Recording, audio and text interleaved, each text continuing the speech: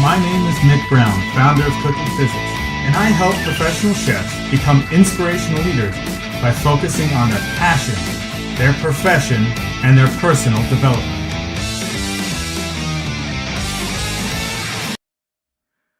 Welcome. Okay, so if you're still here, if you're still coming and checking this out, I congratulate you because we are on rule number 4. Maintain a clean and organized area. So let's go through and let's talk about what this means.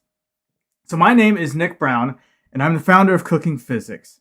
And through my years, I have developed and kind of understood these new rules that are going to help you to become the best chef and the best person that you possibly can.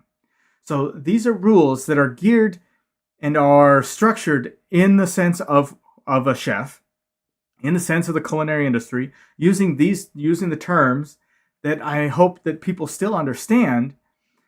And as a chef, you fully understand what these entail, but I'm going to apply them not only within the kitchen, but within your life. And so rule number 4 is all about maintaining a clean and organized area. Now, if you've worked in the kitchen, one of the first rules that you learn before, as well as like the mise en place that we've talked about, as well as tasting everything, is the rule of clean as you go. What does that mean? The whole point of that is that you are maintaining a clean and organized area, and as you are working, you are cleaning as you're going. So that way everything stays clean, everything stays organized, you know where things are at, and you don't create hazards that can get people hurt or even killed. Because as you're working, messes are going to happen. It's inevitable, okay? As you're working, oil's going to spill on the floor. You're going to drop something. As you're cooking and dicing and scooting it over into a pile, something's going to fall onto the floor. You know, you're creating messes all the time. And the important thing is that if you create those messes, you quickly clean it up, okay? Messes like stuff that's on the floor become a very high slip hazard. I can't tell you how many times I have stepped on like a cucumber peel, and all of a sudden my feet just go out from under me and I'm down, okay? Or, you know, a piece of lettuce that's just sitting on the floor. We wear non-slick shoes, okay? Anti-slip shoes, and that helps with the oil and the grease. But if there's that nice layer of, you know, that cucumber peel, the piece of lettuce, the radish, the tomato peel, it doesn't matter what kind of shoes you're wearing, it's going to slide. Okay, so you need to always be cleaning up as you go. The other thing is you need to clean up, because if something falls on the floor and you step on it, maybe you don't slip, but now you're going to be trampling that all over the place. Imagine stepping in dog poop and then just walking all over the place. I can tell you that's happened a lot of times, especially when it comes to chocolate. If somebody drops some chocolate on the floor and steps on it and boom, boom, boom, you've got a freaking chocolate line. Oh, it's horrible. Okay. Another part of cleaning as you go is as you're working on the line, it's very easily to start to build a mess, because you're working with so many things and you're pulling all of these things from all of these different locations into the central location so that you can sit there and plate, or that you can, dish out things, saute and everything like that. So you pull everything into the central location. And if you just kind of start and you just kind of leave it there, all of a sudden your workspace becomes cluttered. You can't work very quickly. You can't work very hard. It's very difficult for you to really be able to function at the optimal pace and as fast as you possibly can, because you've just got this mess, this clutter, okay? So as you're working, if you're working on the line and you grab something, you go ahead and use it, but put it back to where it's supposed to be, okay? Put things back, put things away. Make sure that you're cleaning up. Wipe your counter, because Like I said about the about safety, and you could get somebody hurt or could possibly kill somebody. If you're not cleaning up as you're going, there's something called cross contamination. And if you're not wiping down your cutting board, if you're not wiping down your plating station, if you're not washing your hands, okay, on a consistent basis, you can then cross contaminate and you can turn something that is supposed to be healthy for somebody. And if they have an allergy, you could you could make them have an allergic reaction, and that could lead to death. Okay. Not only that, but if you're working with raw meats and you're not being clean as you're going, those raw meats and the bacteria and the pathogens that are in there, they can make it into other foods that don't get cooked. That cross contamination, you could get people sick and you could kill people. This concept of cleaning as you go, maintaining a clean and organized work area, is all about safety. It's all about being able to, for you, to be focused on what's going on. I talked about the mise en place, having everything ready, okay, and being able to focus 100% on what's going on. If you start to create that mess, you're going to have to stop what you're doing and spend time to clean up a large mess, whereas all it would have taken before is just to put it away or to grab your sandy bucket with the rag and wipe down your workstation. So cleaning as you go is very important when it comes to working within a kitchen. Now, I'm pulling each one of these things also into our daily lives. So how is this idea of maintaining a clean and organized area pertain to your daily life, to your life outside of work, to things that don't have to do with actual physical messes? How many of you have had a misunderstanding with somebody? How many of you have gone out and worked with somebody and either they've said something to you or you've said something to them and it took offense or it hurt or it really brought them down, and now they can no longer trust you? Okay? They no longer feel like they can trust you. They no longer feel that you truly are their friend, and you will have lost a friendship. You could lose a relationship. I mean, when you're in a relationship with a significant other and you love them, there are many times that we just blurt out something that is very hurtful. And if we don't go back and clean up that mess quickly, that mess can fester. That mess can get worse. It's like making a mess inside of the oven and just letting it cook and cook and cook for 5, 10, 6 days, a month, 2 months before you try and go back and clean it up. And then when you're trying to clean it up, it is a mess. You have to get in there. You have to use the heavy degreaser. You got to shut down service to be able to get into it. You can't do it while service is going on. Okay. So clean up those messes. Take the time that you have to be able to resolve those issues that are going on before that smoke turns into a real bona fide forest fire. Okay? Another thing that I want to talk to you about with maintaining a clean and organized area is not just the relationships around you. And it's not just the environment around you with, the actual cleanliness of your home or your work area, but internally. Are you maintaining a clean and organized body, mind, and spirit? Okay?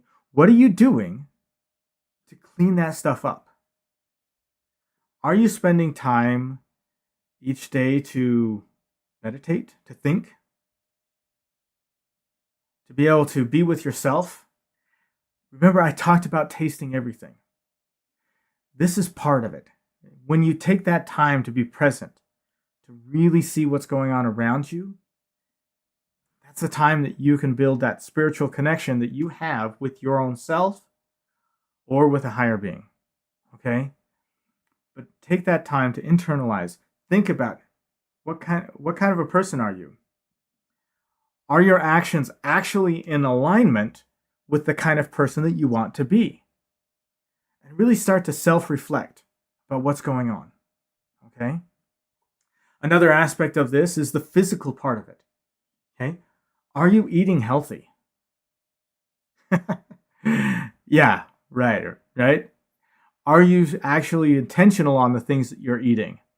We as chefs, we're sitting there and we're working all day and we're sitting there piecing, we're tasting everything, and half of it's fatty and sugar, and all this other kind of stuff.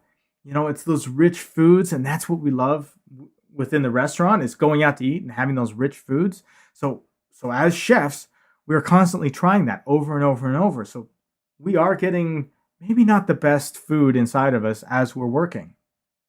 Not only that, but the amount of time that we usually spend sitting down and eating is like zero.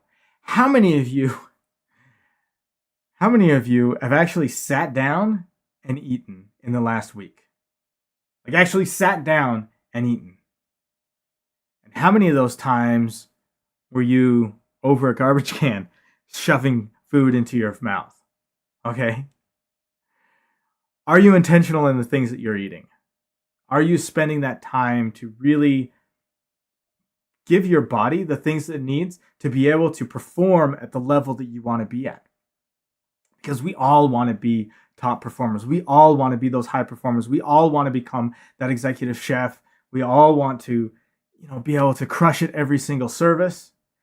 But if we're not feeding ourselves the food that we need, we won't have the energy to be able to accomplish our vision. Okay. Are you getting the exercise that you need? Yes, we're on our feet all the time. Yes, we're lifting heavy boxes. We're moving things around. I mean, I was talking to somebody the other day, one of the servers, okay? And he was like, yeah, I just pulled like a 14-hour shift. And, it was just constant. It was just there the entire day. He's like, yeah, I walked 35,000 steps that day. 35,000 steps. Can you imagine that? And you think, if you're working that much, if you're walking that much, do you really need the exercise? And the answer is really yes. Because what I found is that we do really well with walking, okay? And we can walk around and we can walk for miles because we're always on our feet. But do we have the endurance when our heart rate starts to go up?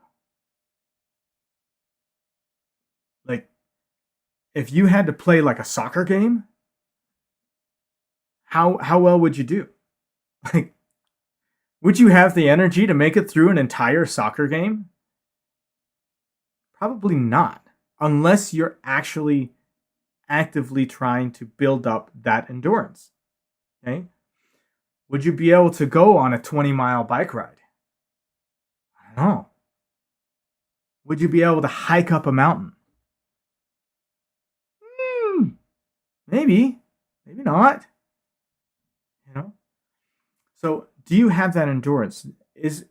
Are you pushing your own body beyond its typical limits? And if you are, like, I've known chefs that have constantly had 2 jobs. And there was one guy I'm thinking of in particular. His name is Wicho, and he is the most excitable guy that I've ever met. Okay, this guy just has fun. This guy is working consistently 2 full-time jobs. What he does is he schedules the time between the 2 jobs to be able to go to the gym in between. And he'll go to the gym and he'll pump iron and he'll push himself and then go home quick, take a shower, and get to the next shift. And when I was first learning about this guy, I'm like, how in the world can you do that? Because at that time, I wasn't taking care of myself. And I would go through an 8-hour shift, and by the end of that 8-hour shift, I was done. I was exhausted. I just wanted to go home. But here's this guy who'd wake up a little bit earlier than I would, work 8 hours, then go work out, and then come back and work another 8 hours, and then go home and sleep. And every single day he'd show up and he's like this jovial guy and he's just having a lot of fun. Like, how do you do that? When I started to really understand what was going on was that exercise in between, that pushing his body, pushing his limits, and really building up the adrenaline, building up that dopamine as he's working out, that just helped his body to be even more able to deal with the grind that is the working in the kitchens. He was able to work 2 jobs, and at the end of the shift, he was having a blast, man. And at the end of his like 16 hours of working, he was having a blast, and he was joking around and everything like that. And then he'd go home, and he'd be able to just relax and go to sleep. And the next day, the same thing, over and over and over. You know, yes, of course, he kind of scheduled it so that he wasn't working doubles all the time, but he was still working doubles 3 days a week, and we're working every single day during the week. So, what are the things that you're doing for yourself? Now, again, we talked about something you eat, the exercise, and I just mentioned the sleep. Are you getting enough sleep? Is that sleep actually restful? Remember, so yesterday I was talking about taking those breaks and releasing that stress. If you're able to do that, start to do that more often. Start to do it more during your shifts. And then pay attention to how much better you end up sleeping at the end of the night.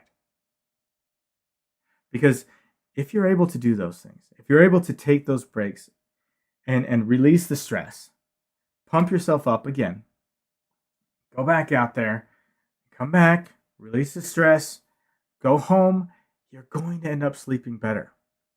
If you're eating right, your body's not going to be sitting there trying to digest all of that crap while you're sleeping.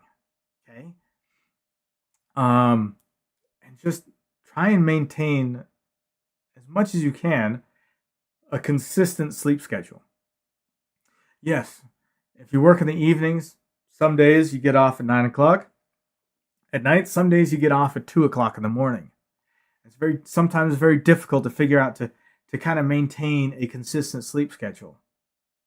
But do what you can, okay? Eat right, exercise, take those breaks so that you can sleep better, okay? The last thing I wanted to talk about with this is kind of continuing on with that original, with that conflict resolution, okay? One of the things that you need to do is you need to create those boundaries. You need to say, okay, this is what I'm going to accept. This is what I'm not going to accept when it comes to the way that people interact with you. You need to start to build those boundaries, and you need to make sure that people understand what those boundaries are. And it's not so much that, like, don't talk to me, like, I don't like you, don't talk to me. Those kind of boundaries. It's more of like the ways that they're going to talk to you. Okay. And as you're creating these boundaries, as you're creating these rules for interactions, as you're creating these boundaries for yourself in, let's say, like the hours that you're going to work, or creating those boundaries in other areas of your life, you also need to start to build that empathy for other people's boundaries and that respect for other people's boundaries. Okay? Like, some people, when they get off of work, they don't want to hear anything about work. And that's the boundary. And you need to be able to respect that boundary. Make sure that you understand what that boundary is and respect theirs. Okay? So that's really kind of everything I wanted to talk about today. Maintaining that clean and organized area. Clean as you go. Take care of yourself. Take care of your body. Take care of your spiritual mind. Okay? Eat right. Get your sleep. Take those breaks. Okay? Clean your environment up. Make sure that you are living in an environment that is clean. Take that time to clean up after yourself, because that will help as well to keep that peace in your own life. And then make sure that if there's any misunderstandings, clean those up, take care of them, deal with them right when, soon after they happen, soon after you find out about it. Be humble about it, be respectful, and be empathetic. And if you're able to do that, you are going to have some of the best friends in the world. You will be able to begin to, people will come to you because they will respect you. People will want to be your friend. So it kind of leads into the next section. Tomorrow, I'm going to be talking about surrounding yourself with support.